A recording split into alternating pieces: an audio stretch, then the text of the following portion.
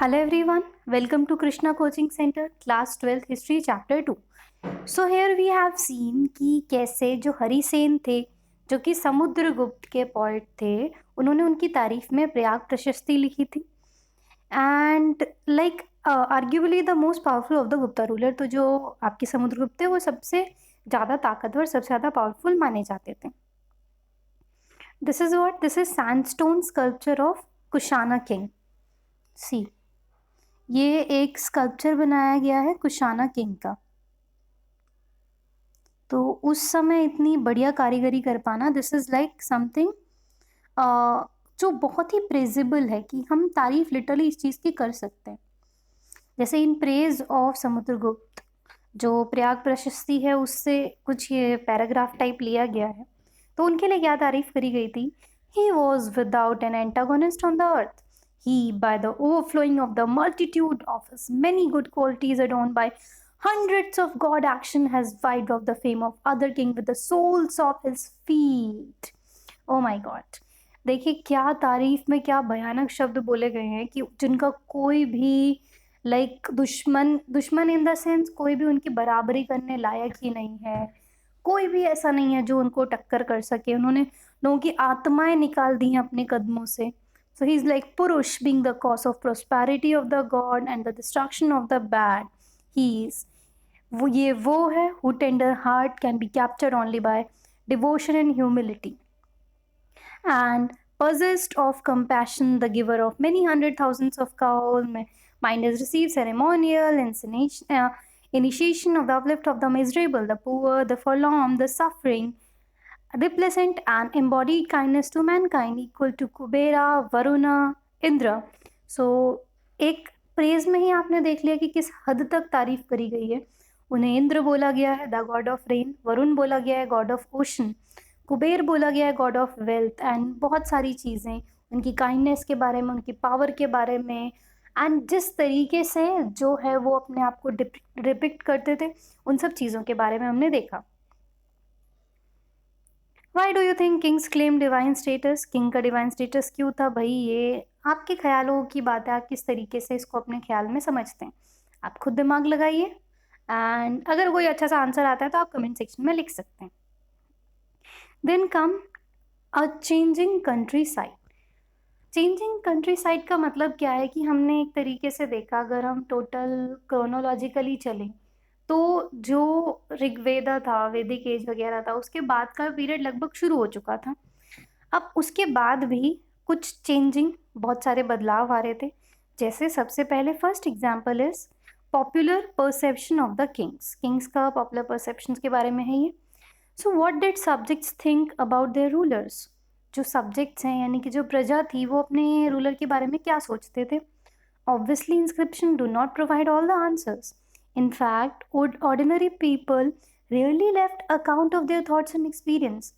तो आप देखो, जो भी आपको इंस्क्रिप्शन वगैरह पे देखने को मिलता है ना, वो था जो कि लिखा था उन्हीं के कोर्ट के पॉइंट्स वगैरह ने. बट जो लिटरली हमारे बंदे सोचते थे, जो प्रजा सोचती थी, वो क्या ही सोचते थे उसके बारे में हमें कोई खास जानकारी है नहीं. Nevertheless, historians have tried to solve this problem by examining stories explained in anthology such as Jatakas and Panchatantra. तो अब डायरेक्ट यहाँ पे अकाउंट हमें मिला नहीं, फिर भी हमारे हिस्टोरियन को कहीं से तो पता करना था. तो उन्होंने पंचतंत्र टाइप की, जटका टाइप की जो कहानियाँ थी ना, वहाँ से पता करना शुरू कर दिया कि क्या यहाँ पे कोई सिमिलैरिटी है. बहुत सारी ये जो स्टोरीज थी ना, this was originated as popular oral tales, जो जैसे कहते ना कि हाँ ठीक है, कहने कहने को सुना दी, जो हमारी नानी दादी टाइप सुनाती हैं. सो they were like popular oral tales that were later committed to writing. उसके बाद फिर भाई अच्छी अच्छी जो चीज़ें थी उसको लिखना भी शुरू कर दिया. पॉसिबली पहले के लोगों को ज़्यादा लिखना आता नहीं था, तो वो सिर्फ कंठस्थ उसको याद कर लेते थे, एंड पीढ़ी दर पीढ़ी वो ट्रांसफ़र होती रहती थी. बट आफ्टर अ टाइम उनको लिखना भी आ गया था. So the Jatakas were written in Pali around the middle of first millennium. तो जो जटका टेल्स हैं वो कौन सी भाषा में लिखी गई हैं? वो लिखी गई हैं आपकी पाली भाषा में, PALI, पाली भाषा में. एंड लगभग लाइक फर्स्ट मिलेनियम के आसपास लिखी गई थी. उसके अलावा one story known as Gandatindu Jataka ये डिस्क्राइब करेगा like plight of subjects of a wicked king. तो विकेट किंग था जैसे चिलाक टाइप के लोग होते हैं ना, तो एक स्टोरी है ये गांधा तेंदु, कैसे याद रख सकते हैं, गंदा किंग, गांधा गंदा king, wicket king.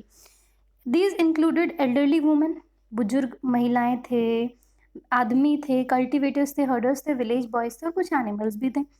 So when the king went in disguise to find out what his subject thought about him, तो एक दिन ऐसा किंग चुपके चुपके से छुप छुप के जाता है और पता करने के लिए कि लोग मेरे बारे में ना क्या ही सोचते हैं। So find out which subject thought about him. Each one of them cursed him for their miseries. अब जब उसने सुना भाई साहब, उसके तो कानों में से खून निकल गया, क्योंकि सारे बंदे अपने दुखों के लिए उसे ही जिम्मेदार ठहरा रहे थे। Complaining that they were attacked by robbers at night by the tax collectors during the day. तो क्या कंप्लेन कर रहे थे कि रात को तो हमें चोर लूटते हैं, दिन में ये किंग टैक्स कलेक्टर के नाम पे लूटता है हमें।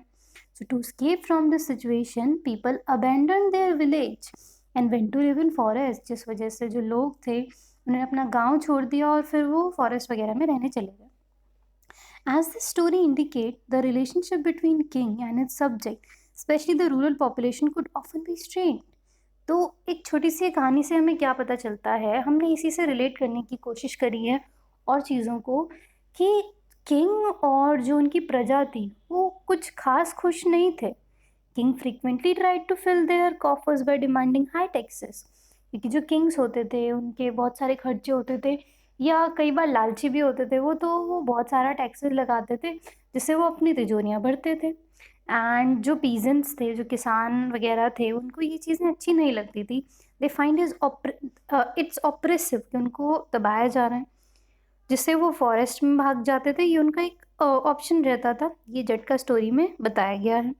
Meanwhile other strategies aimed at increasing population to meet growing demand for taxes also came to be adopted. कुछ और स्ट्रैटेजीज में उनके क्या एम होता था कि increasing production to meet growing demand for taxes.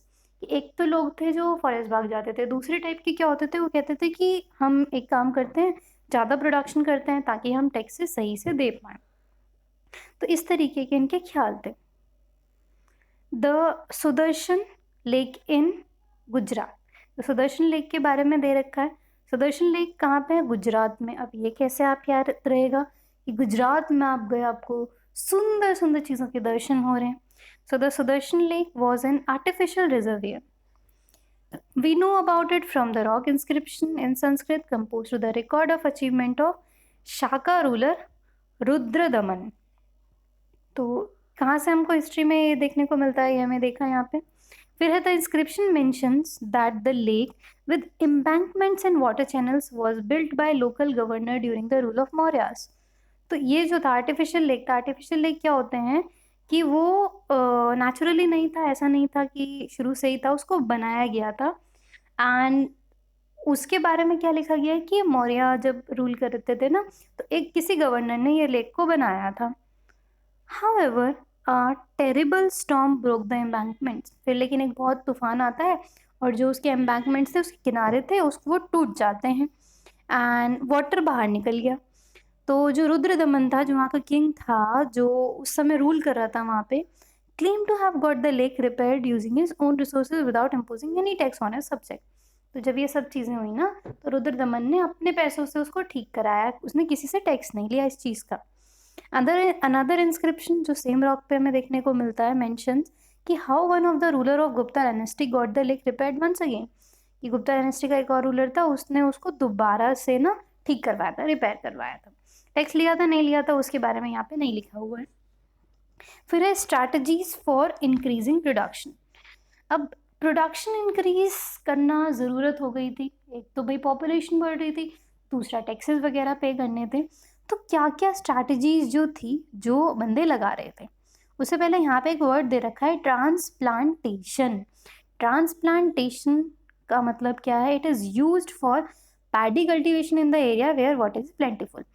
तो जो पैडी का कल्टीवेशन होता था वो कहाँ पे होता था, जहाँ पे खूब सारा पानी है, क्योंकि पैडी एक ऐसा क्रॉप है which require lot of water, बहुत पानी लगता है।